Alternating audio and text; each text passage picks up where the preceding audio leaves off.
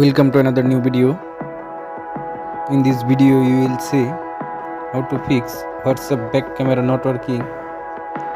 Please follow complete the process.